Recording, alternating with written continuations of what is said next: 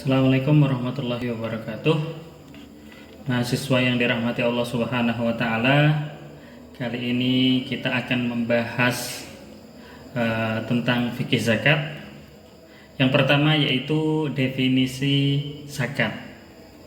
Secara bahasa atau lughatan, zakat berarti tumbuh, berkembang, subur atau bertambah berdasarkan hadis riwayat At-Tirmidzi, atau pula berarti membersihkan atau mensucikan, sebagaimana Quran surah At-Taubah ayat 103, khudh min amwalihim shadaqatan tutahhiruhum wa tuzakkihim biha wa sholli alaihim inna sholataka sakanul lahum wallahu sami'un alim.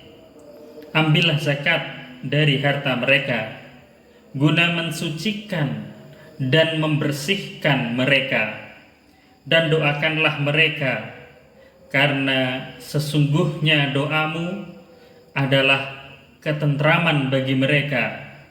Allah Maha Mendengar lagi Maha Mengetahui. Kemudian pengertian menurut istilah syar'an, zakat adalah nama bagi suatu pengambilan tertentu dari harta tertentu menurut sifat-sifat yang tertentu dan untuk diberikan kepada golongan tertentu, sebagaimana yang diutarakan oleh Imam Al-Mawardi dalam kitab Al-Hawi.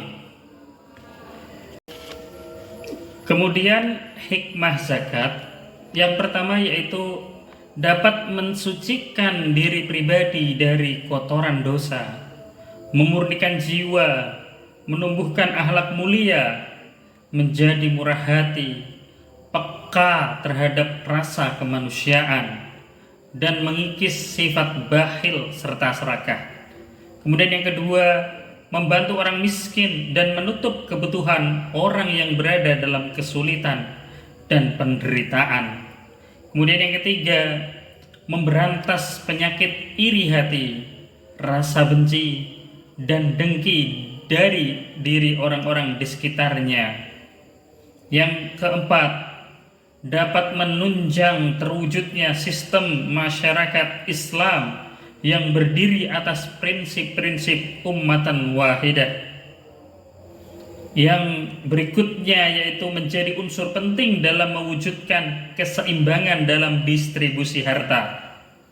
Yang terakhir yaitu mempermudah penyaluran harta dari seorang kepada orang lain, sehingga harta tersebut mengalir dan lebih bermanfaat. Syarat wajib zakat yang pertama yaitu dia harus muslim, beragama Islam. Kemudian yang kedua, dia harus merdeka, bukan budak. Kemudian yang ketiga, dia berakal dan balik. Kemudian berikutnya, hartanya baik dan halal. Kemudian berkembang dan berpotensi untuk berkembang. Kemudian milik sempurna. Kemudian dia terbebas dari hutang. Kemudian berlalu 1 tahun atau haul. Kemudian yang terakhir yaitu cukup nisab, batas minimal harta.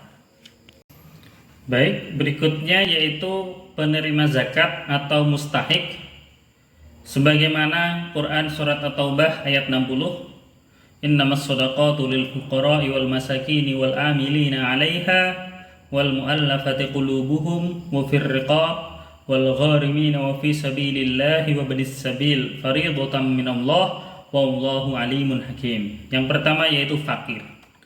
Mereka yang hampir tidak memiliki apa-apa sehingga tidak mampu memenuhi kebutuhan pokok hidup.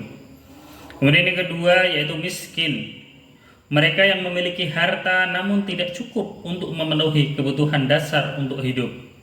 Yang ketiga yaitu amil, mereka yang mengumpulkan dan mendistribusikan zakat. Kemudian yang keempat yaitu mu'allaf, mereka yang baru masuk Islam. dan membutuhkan bantuan untuk menguatkan dalam tauhid dan syariah. Yang kelima yaitu hamba sahaya, budak yang ingin memerdekakan dirinya. Yang keenam yaitu gharimin, mereka yang berhutang untuk kebutuhan hidup dalam mempertahankan jiwa dan izzahnya.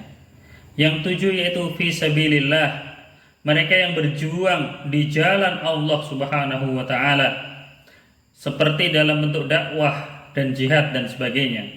Yang delapan yaitu ibnu sabil, mereka yang kehabisan biaya di perjalanan dalam ketaatan kepada Allah Subhanahu wa taala. Nah, sekarang kita akan latihan menghitung zakat fitrah. Jadi Ahmad sekeluarga berjumlah 6 orang. Hitung zakat fitrah berupa makanan pokok dan berupa uang jika harga beras per kilo 15.000.